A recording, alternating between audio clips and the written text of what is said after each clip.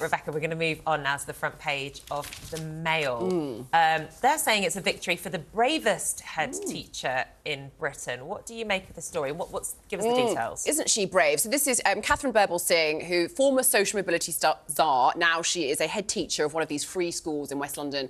And she has yesterday won a case against one of her female pupils who protested about the secular prayer policy at this school, which meant that this Muslim pupil wasn't able to pray in public during school hours. So the whole, kind of approach that Catherine Birbalsingh has is that it's secular, that we don't pray, prayer doesn't interrupt the school. It's one of these hyper-strict schools. You know, she's the strictest head teacher. Yes, quite. I mean, whether we chalk up a victory against a kind of probably 16-year-old at max girl who just wants the right to be able to pray at school and kind of splash it across the front pages of loads of newspapers, I think kind of is to be discussed. I'd argue that the pupil in this situation was probably very brave, extremely brave. Yes, the mother, wasn't it? Absolutely. So no, it's the mother and her young daughter. As part of the court case, the pupil said it made her feel like she wasn't welcome to be a Muslim in this country. Of course.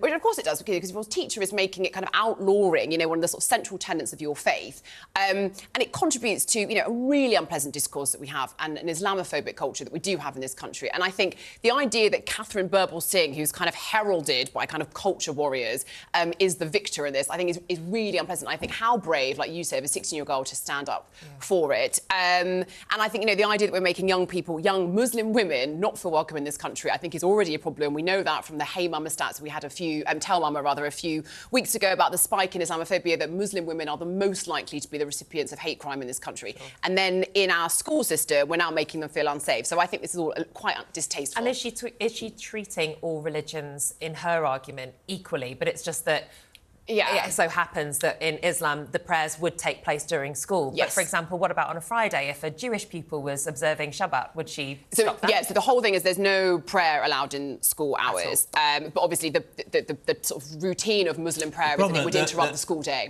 The problem, not taking the opposite view, I'm interested in what Jack says, the problem is this woman has created a school that has extraordinary results, which is what education seemingly is all about nowadays, one of my bugbears.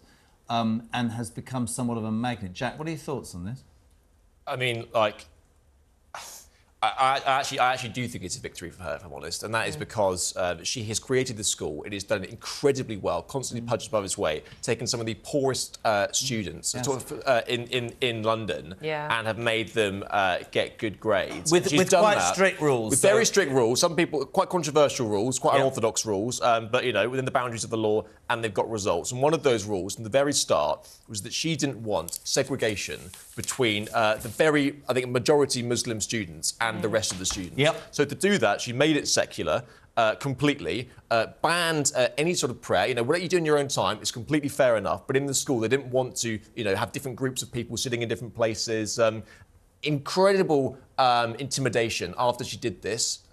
Bricks thrown through teachers' windows, bomb hoax scares, massive online petitions, which she faced down. She was taken to court and was found to have acted completely properly. She says in the paper, I'll carry on fighting to defend our way of life. If parents don't like it, they can take their kids elsewhere. Yeah, exactly. And it isn't any sort of, targeting of one religion. It is a complete blanket ban on any, religious behaviour. So that answers the Friday. I think language like our way of life is really unhelpful. Like this, we are proudly a multicultural country where you're able to practice any faith you want, and so the British way of life is that you can be a British Muslim. The point that I was trying to make, without getting into a debate, a massive argument, is if you do not like the rules that this woman has set up, and seemingly people won't. You talk about the online complaints. It's a state school, though. We're all contributing to it. We're all paying for this school. We're all paying her wages. Exactly. Is an argument. I find it fascinating because, yes, you say, we're treating all religions equally.